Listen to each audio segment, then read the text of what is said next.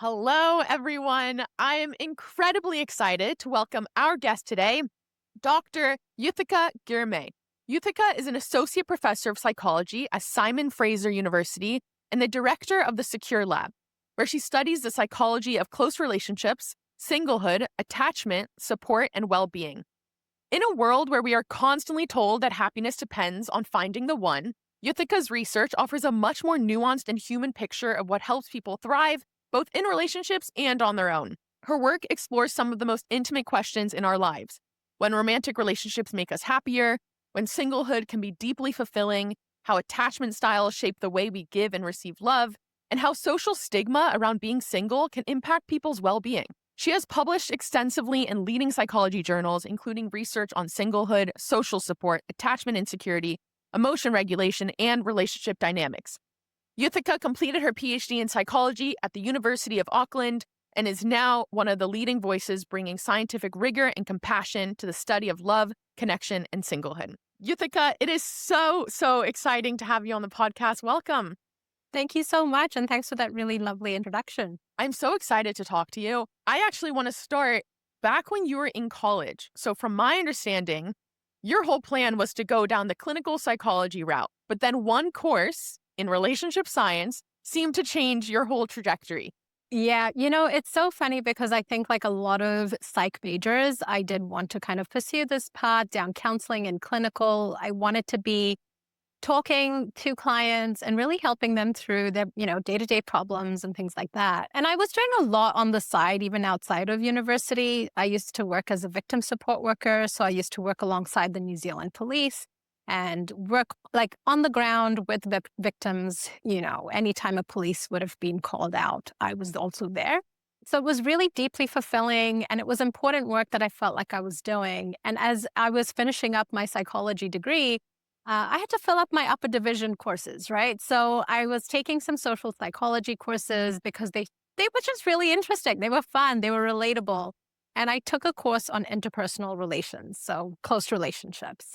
And that course just blew me away. I honestly feel like I fell in love. I fell in love with the fact that our relationships with family, friends, and romantic partners can be the absolute best thing for us, but they can also be the absolute worst thing for us. So, yeah, I think that paradox was just really, it captured my interest. And I think ever since then, I wanted to reconcile that kind of equation. Like, when is it that our close relationships can help us thrive? And when can they actually undermine our well being? And these are relationships, by the way, both romantic, but also, like you just said, right? Any type of relationship, whether it's family, friends, any type of interpersonal. I think so. I think that in relationship science, we often focus on romantic relationships because they do tend to be, once people are in romantic relationships, they tend to be people sort of like primary attachment caregiver, and they tend to be one of the most central and intimate relationships people have. But you're right. And I try and make this point a lot, especially with having, also moved into singlehood research, that our close relationships are vast. We are part of a huge relational fabric. We have friends, family, romantic partners, pets, community. It's a huge network that we live in. So, before we get into singlehood, before we even get into relationship science, I actually want to know. I would argue most people don't even know about the whole concept of studying relationships. Like, what is important to know about relationship science before we even dive in? Admittedly, this was me too. Like when I was sitting in that class, I was like, wait, people do this? There's like a science of relationships. And I really got fascinated and it completely changed my outlook on what I usually say to people is I broke up with clinical psychology and I've been with relationship science ever since. But yeah, so it is a science. And essentially, what that involves is psychologists study people who are in romantic relationships, and we try and understand what are the processes that best predict relationship satisfaction, best predict relationship security, and stability over time. And there's different ways in which we do this. Sometimes we ask people to complete surveys and fill in surveys and measures about themselves, about their partner, their relationship. And often we also track people over time. to see whether what you said about your relationship 6 months ago or a year ago is predicting your satisfaction, and whether you're still together a year from now, 2 years from now, 5 years from now. And so that is certainly one aspect. Other types of methods that we use in relationship science involve getting couples and families to come into the lab.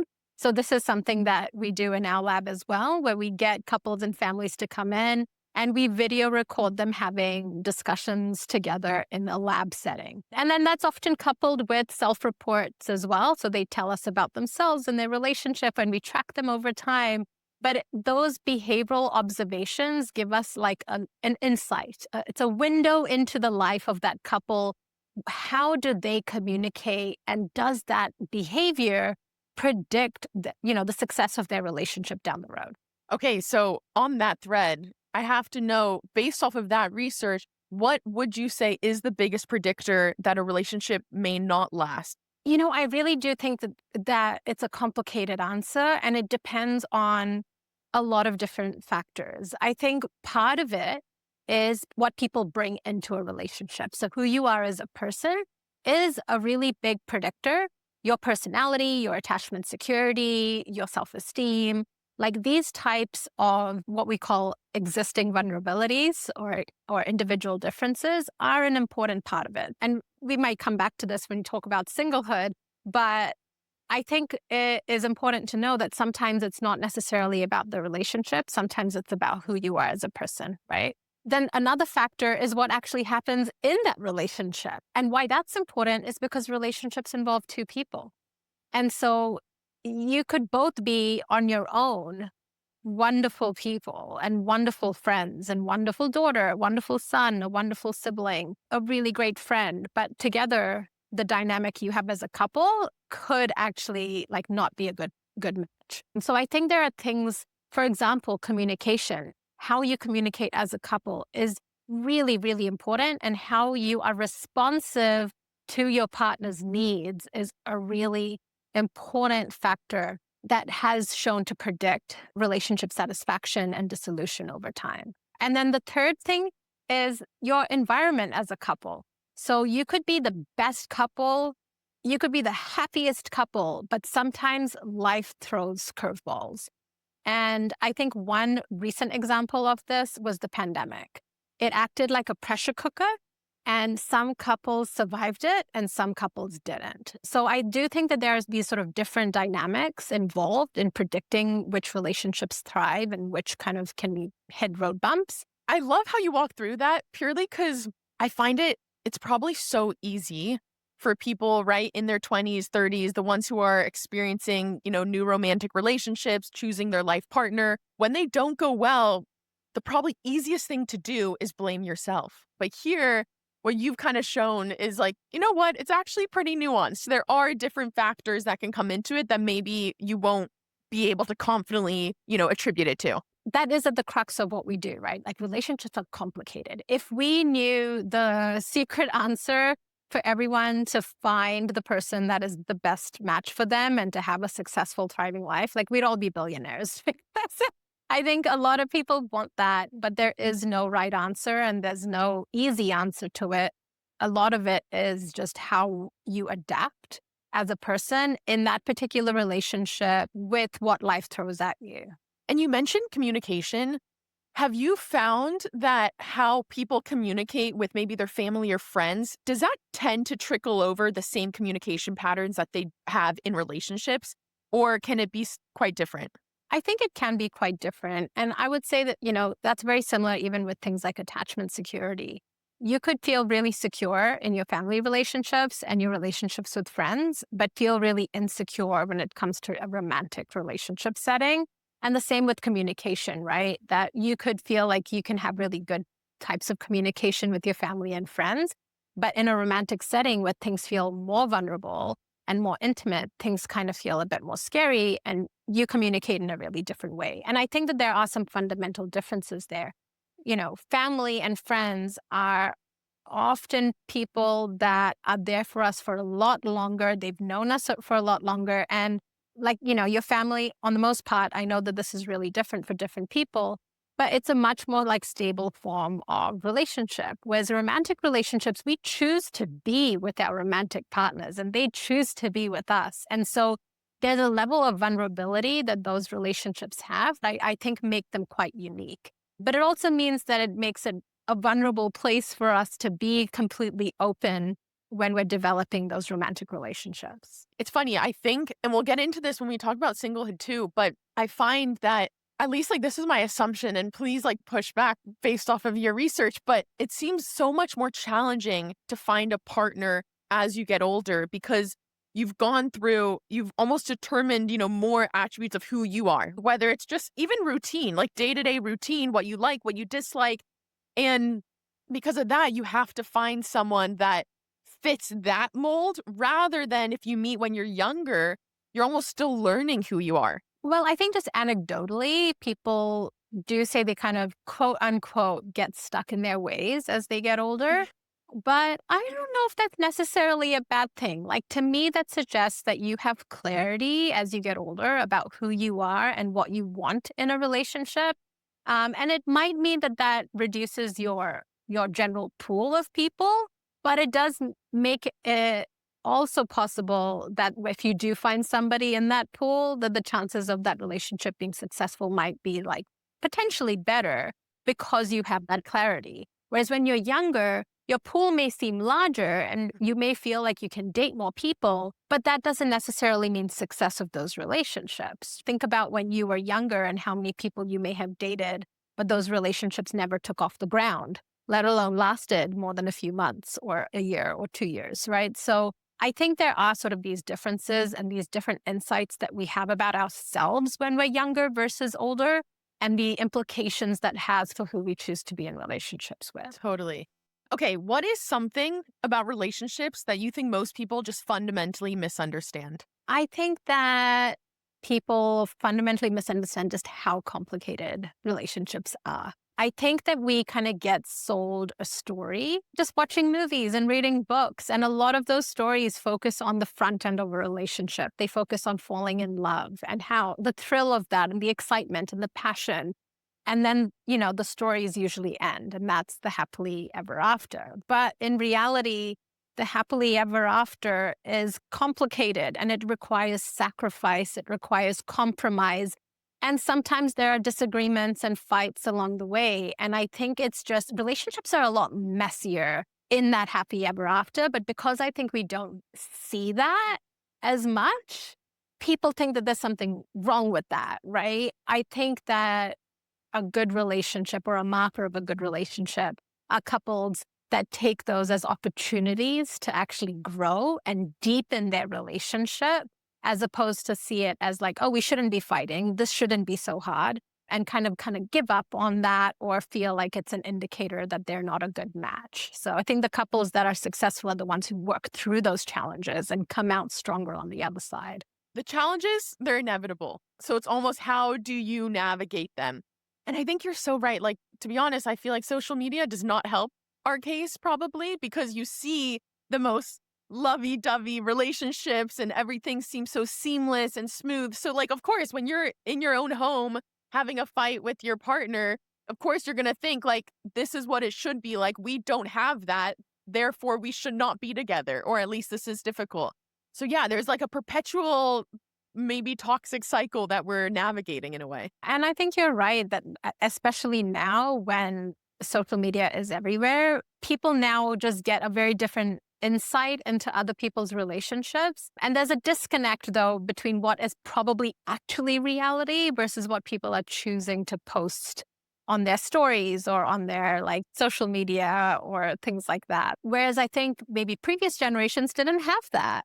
And it's a very different thing when it's in your face of this is what I feel like my relationship should be. And why don't you give me this? And why don't you do this for me? Where this other person is like saying that their partner does that, So it's just a lot of comparison. And I think that that happens across the board. I don't think that's specific to romantic relationships.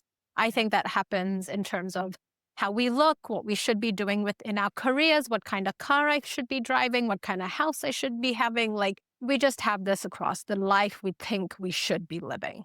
Absolutely. Truly, everything you just said. Okay, let's now talk about singlehood. Okay? And what I would love to know before diving in, what is it? And how did this field even emerge, right? Like, how should I be thinking of it in relation to relationship science? Is it the same side of the same coin? Is it a different coin entirely? How do I think about it? Yeah. So singlehood studies or singlehood science is similar in the sense that we're interested in trying as a field to understand the singlehood experience, which could include broadly people who are not in a romantic committed relationship right now. But of course, there's so much diversity in that definition because you could be a single person who's never been in a romantic relationship or never been married or in a common law relationship. You could also be a single person who's re-entered singlehood because of a relationship dissolution or separation or divorce or even widowhood. And you could also be a single person who chooses to be single versus someone who is single by circumstance.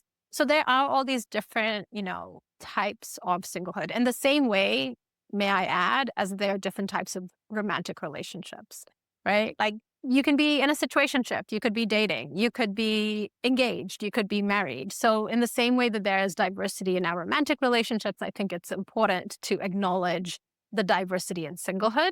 And as a study or as a science, we're also trying to understand, how can we predict which single individuals are thriving and really happy and which single individuals might be finding singlehood challenging and why might that be? Got it. And I would love to know, even from a higher level, what is, and you kind of touched on this in terms like the core goal, right, of studying singlehood.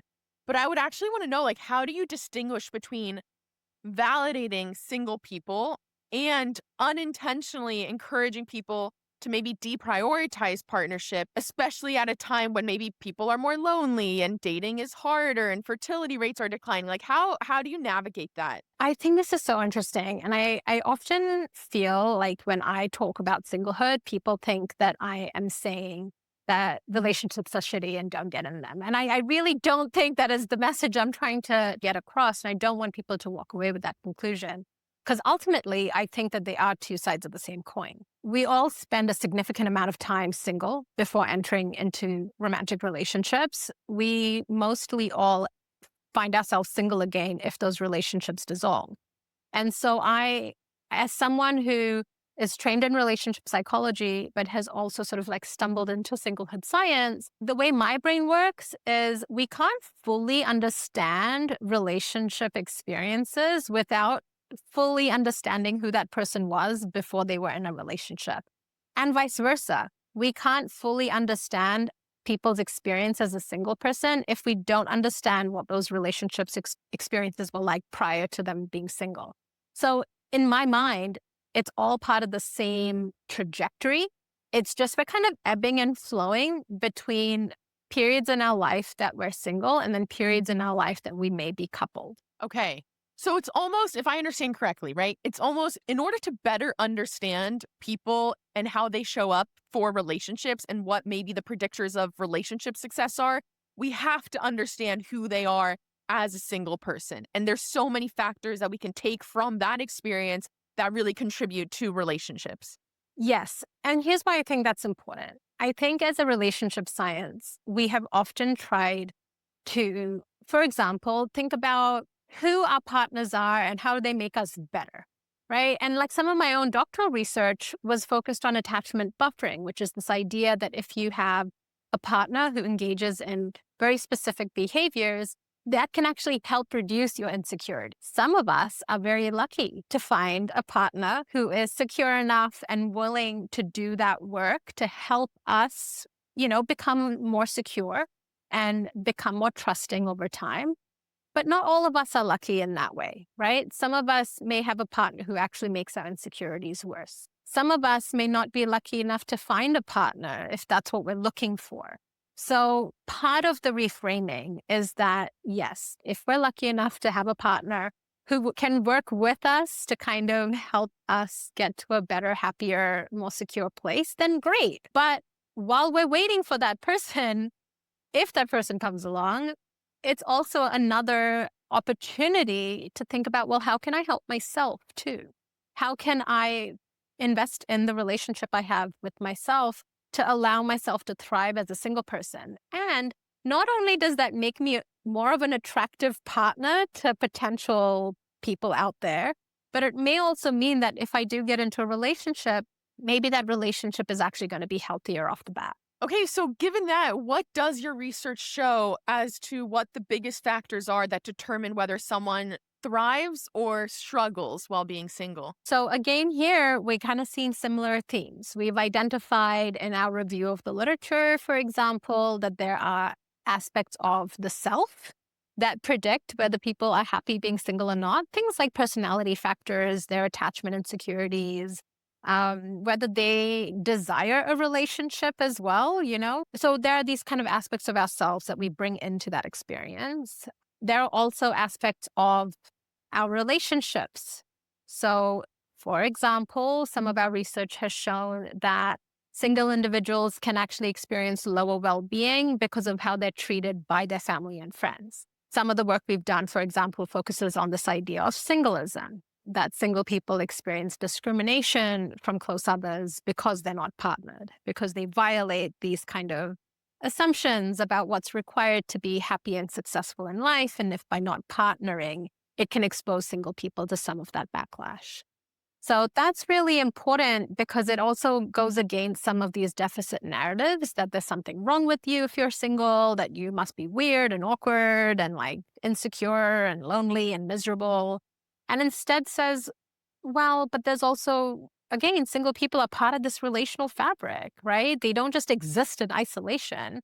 And how our family and friends treat us matters. So it sort of flipped the narrative a little bit about it's not necessarily about what's going on for the single person, but also how they're treated by others in their life. So it seems like the environment and other, whether it's culture, societal constructs, but then also your family. And I imagine when you say family, right? I imagine like you go to a family event and like the first question that you're asked is like, "Oh, are you seeing someone?" You know, like that it starts to weigh as like, "Oh, that's the most important thing about me and my life." Yeah, I've actually stopped asking that question of my single like family and friends because it does by just and you may not really think about it that way. You may be like, oh, I'm just asking. I'm just asking if they're seeing someone or whatever. But by that being the first question that you ask, it does imply that that is an important aspect of their life that they should be focusing on, or that it's a marker of you've succeeded at something. I feel like this is years and years and years ago where it was so valued to be in a relationship, to birth children. You have arranged marriage. You have like the whole point is just can you be coupled up as young as possible?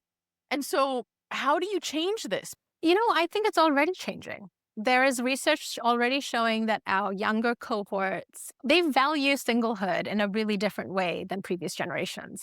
So singlehood is seen as an opportunity to grow, to focus on yourself, and it's seen as a positive thing. And in fact, a lot of younger people are actually devaluing marriage.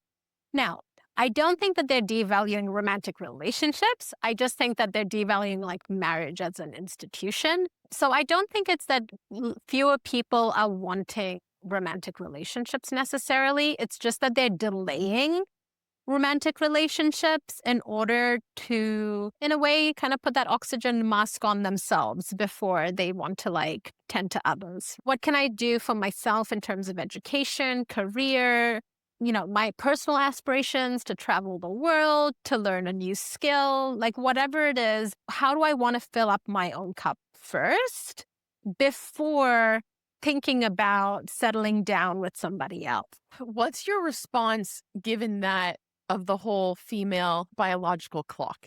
Because then time is not necessarily the best friend in that regard. And a lot of women are single, maybe not by choice, right? And they, if anything, there's the fear of staying single because they're getting older. How do you think about that? I think that's a really challenging thing because there is this sort of idea of this biological clock, and it puts a timer. And it's very, very common. Like when we've done interviews with single people, particularly single women, this idea of the biological clock tends to come up a lot. I don't think that it's something that is exclusively for women, though. I think we're also starting to learn that men also have a biological clock, but we've, as a society, just framed this as like a woman's problem for such a long time. I think there is a lot of scientific evidence highlighting that actually for men, it's very similar.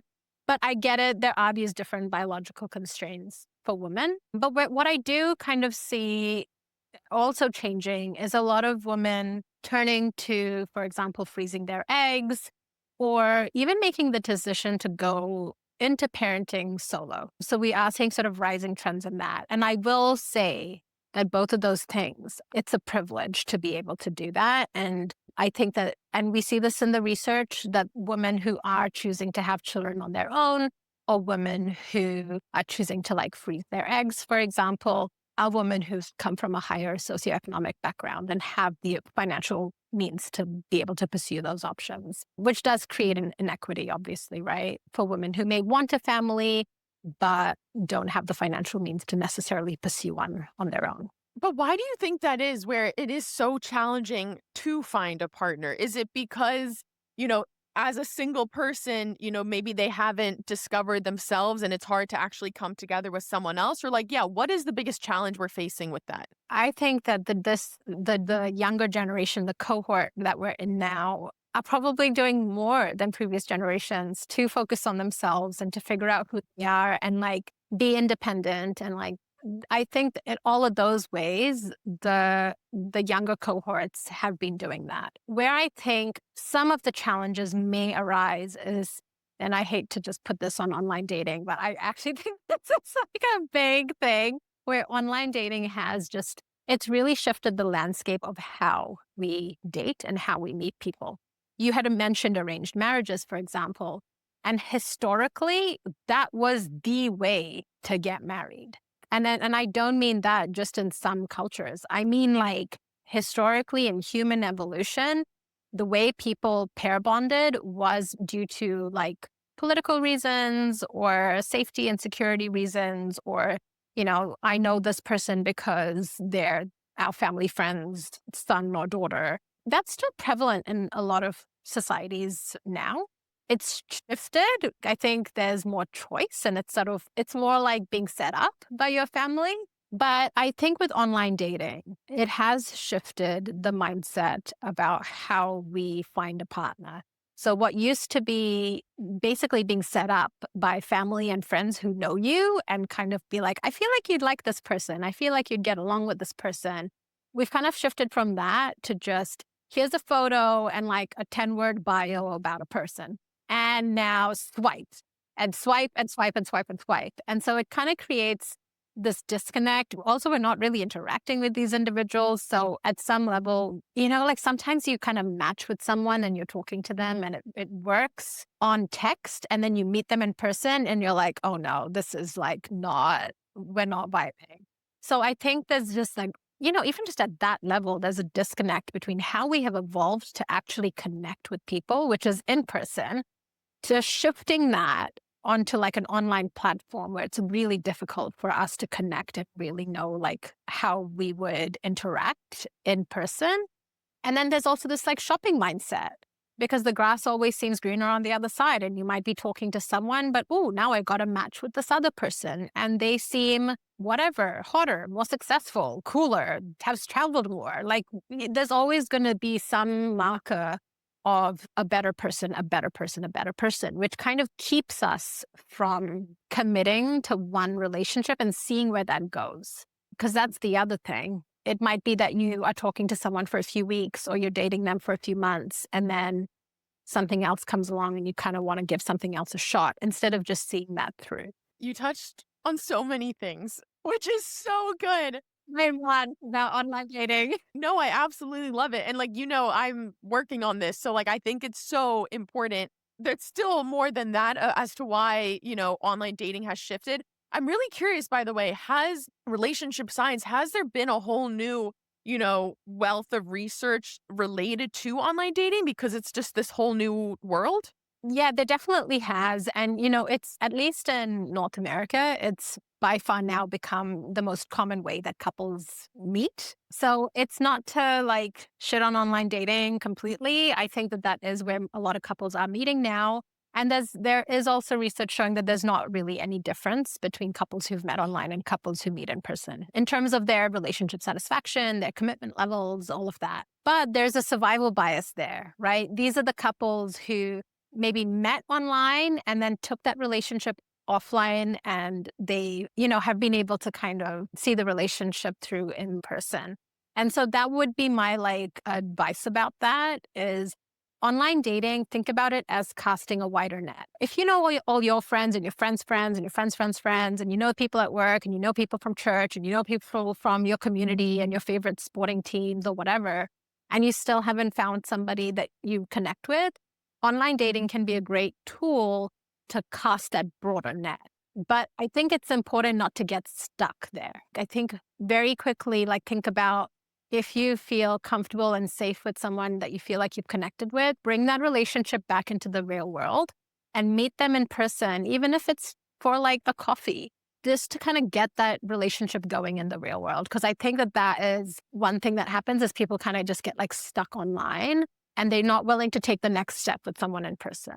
Not only that, by the way, is the model in which online dating is right now, it's become so normal to treat it as mindlessly as scrolling on TikTok, and so it's almost replacing that human connection entirely. So I think what you're saying too is, or how I understand it is, even if you do use online dating to cast this wider net, don't let that deter you from still meeting new people outside, with friends and going out and like exploring, different connections and different modes, if you will.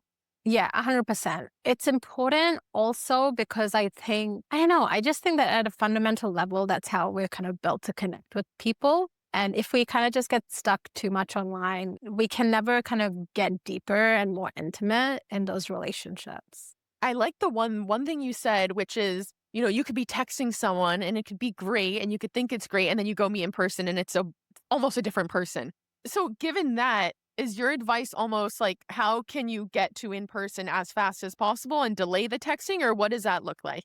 Not necessarily, because I do think that there has to be a feeling of safety as well. I think that people need to be still intentional about who they are choosing to meet in person and make sure that they feel safe and with that person and safe in the spaces that they're meeting them. But I do think that it's hard to kind of fully understand someone just on that medium. And I would also say that vice versa. They may be people that you're trying to communicate with online and their texts seem short or they seem blunt or they seem a bit like, oh, it doesn't really seem that they're that into me.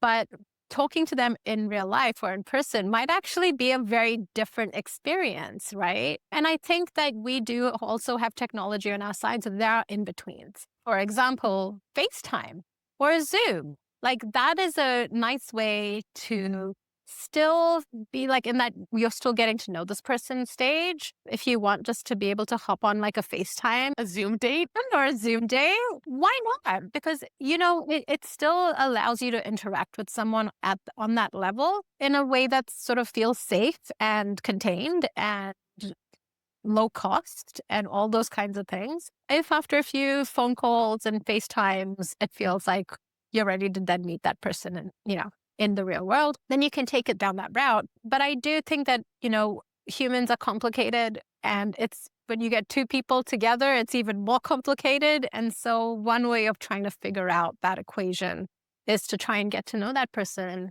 in a full, complete, like in all the dimensions, right? Not just online over text or whatever. I would love to know, given this world that we're in right now of how to meet people, what does good partner selection actually look like? And how do you know if people are choosing a partner because of the fear of being single versus like, oh no, this is actually a genuine compatibility? I often refer to this as the black box of relationship psychology. We know that there are traits that people like in partners. For example, most people want a partner who is warm and trustworthy. We want partners who are, high status or have resources or can contribute to resources. And we want partners that are attractive and that we have some sort of like physical and sexual chemistry with. And so these are common things that we know people want in relationships. We know that similarity and compatibility matters, and particularly on things like values and beliefs. So personality similarity isn't as important. You could be someone who's a bit higher in extroversion and your partner might be a little bit more on the introverted side, and that's okay. But you should both have similar values when it comes to, things like cultural beliefs, religious beliefs, political orientation, or whether you want to have children, for example. There are some certain beliefs, I think, and value systems that are important that you're aligned on. And we know that people have successful long-term relationships. My grandparents are actually just celebrating their 60th marriage anniversary. We know that there are things that people want. We know that people find them and have successful marriages and partnerships.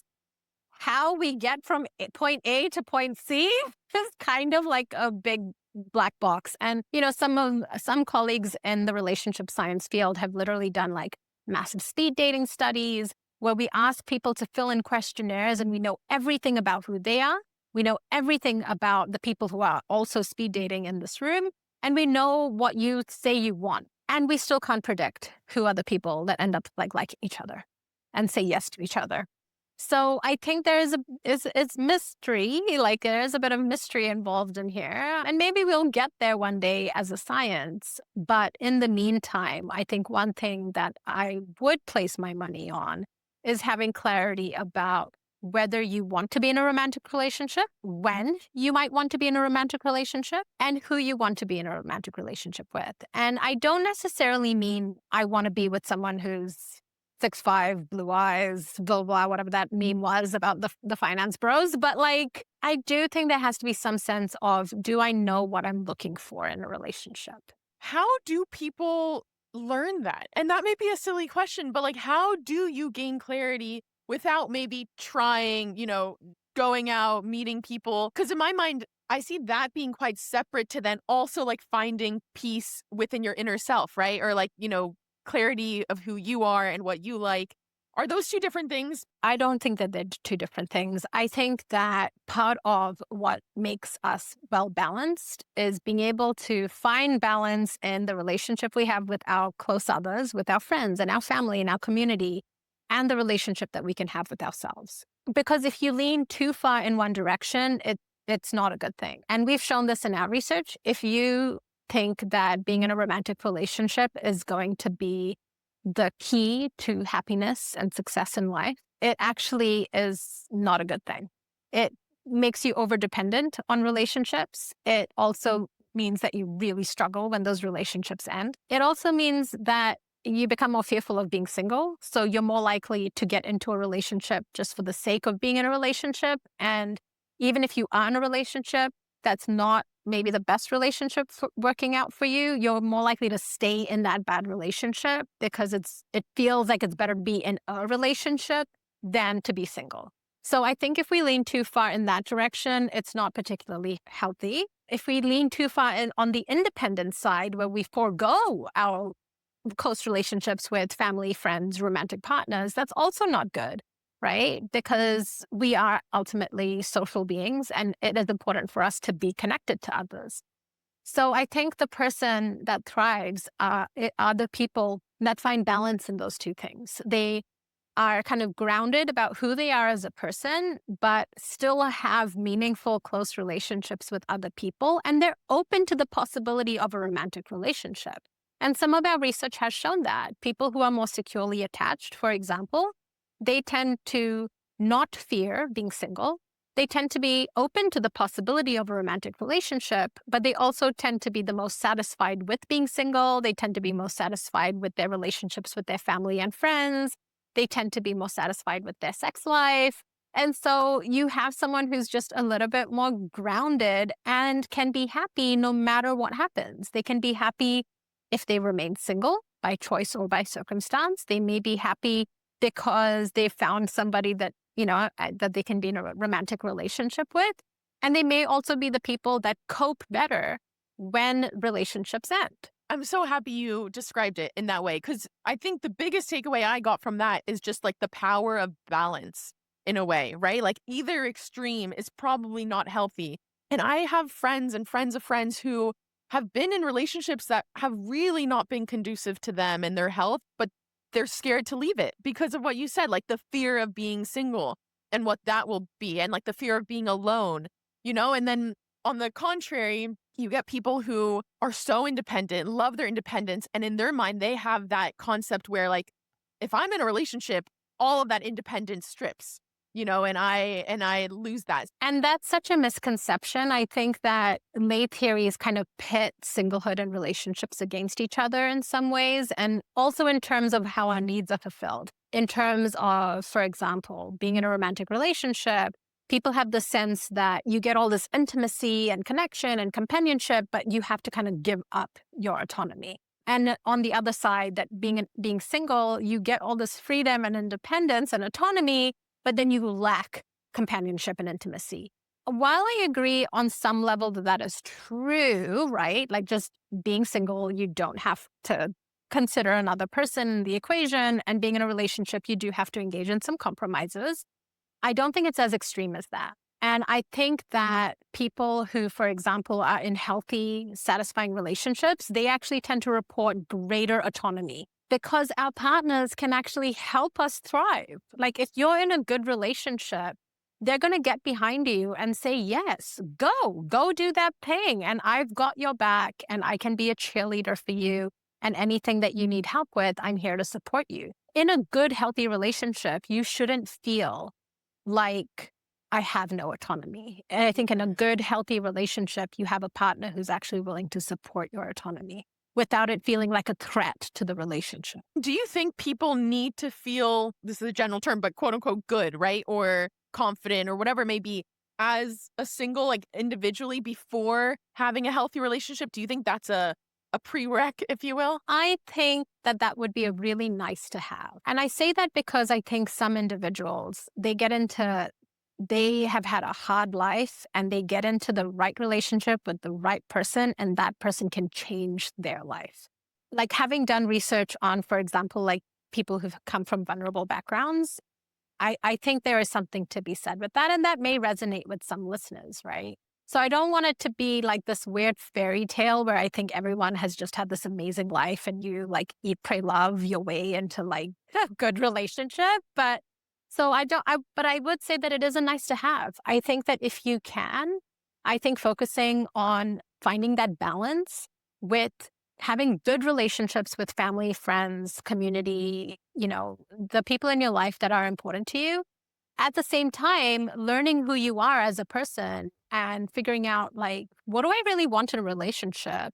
So that you can identify that when the right person comes along, and I don't mean that as in the one, because I think that ultimately there's probably lots of right people for us. But if you feel like you can identify that someone has come into your life that would be a good compatible fit for you, then that would be that's a nice way to start a relationship on good solid ground. And we've talked a little bit about this, but how do you think social norms and dating scripts that are out there, like how do you think it affects how we evaluate a date, a potential partner, our own desires? I think social scripts and norms, they play a huge role in what we think is appropriate and what we should be doing, when we should be doing it and all that.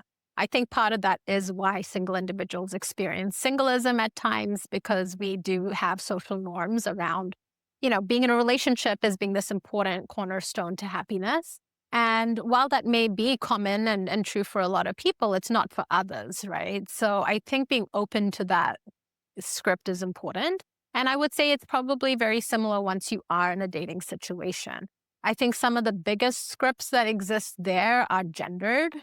Who pays, well, who even asks people out on a date, who pays for that first date, all those types of scripts that tend to be quite gendered. And I think that there is research suggesting that people who are, for example, coming from identities or statuses that aren't super heteronormative, they tend to be very good at navigating those social norms in a way that works for them and their relationships, right? They're not constrained by the same, first comes love, then comes marriage, then comes a baby and a baby's carriage. They're not constrained in the same way to those types of scripts that exist. So I think we can learn a lot from individuals who have like different identities and broader identities and are kind of choosing their own adventure.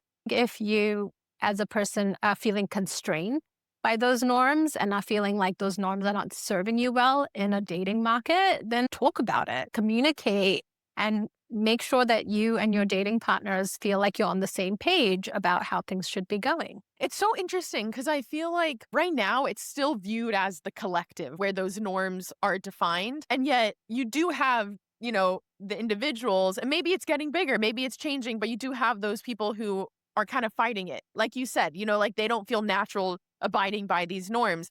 I think what's so challenging though, how you act and what's most natural to you is still working with someone who is led by the norms. And so there is this tension. Does that make sense? So it's kind of this hard thing to almost navigate. 100%. And the thing with norms is that they're really hard to just switch quickly. Often it's talked about in the literature as a cultural lag, that even though individuals may kind of notice certain norms and be like, oh, actually, but that doesn't really fit with me, or it doesn't really like resonate with my experience or how I would like to be. It often takes a little time before those norms to kind of like change. And so it is possible that we are kind of in that in between right now. We're in a generation or a cohort where not everyone has to get married and have kids. And even though a lot of people still want to be in romantic relationships eventually in their life, we're also seeing really increasing rates of singlehood across the lifespan. So we're in like an interesting moment historically where people are ebbing and flowing in and out of singlehood status and relationship status. And I think it's all the more reason for us to learn to figure out, how can I be the happiest version of myself, regardless of what happens in that domain. Absolutely. I think I must have heard this from you in another podcast, but I love how you basically said like it's so important to study this because at the end of the day, we've all been single. Like we're born single, and like at some point you're single, whether it's yeah. So it's such an important element to just like find that happiness or at least, who you are before entering a relationship. Yeah, and on that point, yes, I have said that we are born single, but that doesn't mean that we're born alone. And I think that we have so many family and friends that are in our lives. And I think those are the kinds of also relationships that we haven't given as much, I don't know, like attention to as a field. Most of relationship science has focused on romantic relationships. And I think that thinking about the ways in which our families or our chosen families or our friends can really give a lot to us and give a lot of meaning in our lives is also like a really important thing that we shouldn't forget.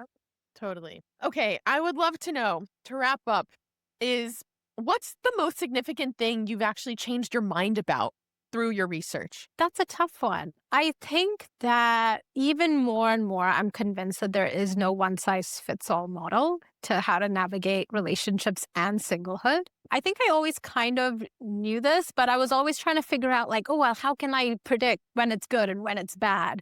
And I've kind of come to realize over time that there is just no like solution to it. And part of that is trajectories and time. And things are just not linear. Things ebb and flow, and sometimes things are good and going good, and sometimes things are bad and going bad. Our ability to be flexible and ride that wave is just so important. Whether that means you're doing that with a partner in a relationship, or whether you're trying to figure out how to do that as a single person. Yeah, I love that. And it reminds me of what you even mentioned earlier, right? There are so many variables that come into it that affect it, whether it's communication, whether it's your environment, your family, whatever it may be. So, the last question that I ask every guest that comes on this show is what craft are you spending a lifetime honing?